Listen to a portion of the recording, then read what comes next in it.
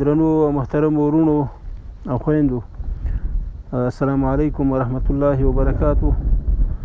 نن د 2023 میلادي کال د جنوري 5 او د 1402 هجري لمریز کال د جدي 15 نیټه ده او زمې ده، ساړه دي، ډېر یخ باد هم ده، خو د دې سره سره الحمدلله زمونږ دوستان په دې پروژه باندې لګیا دي کار کوي. دغه پروژه چې اوس تر کار لاندې ده، دا د احساس خیریه مؤسسه د دې عملي کارونه پر مخ وړي.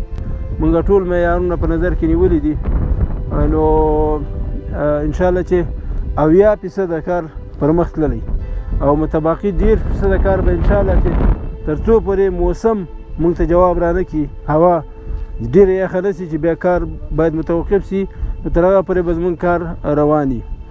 زه ټولو هیوادوالو ته دا پیغام لرم چې تاسې چې هر چېرته مرستې ټولوئ، کوشش وکړئ داسې ادارو ته یې وسپارئ چې هغوی یې په ډېر نظم، شفافیت او په ښه ترتیب سره په یو ځای کې تطبیق کړي. یعنې احساس انشاءالله تاسو ته دا تضمین درکوي که تاسو د نړۍ د هر هیواد نه کومک رالیږي، تاسو ته به دغسې روغ کار کوي او تاسو ته به صحیح پروژې تطبیقي.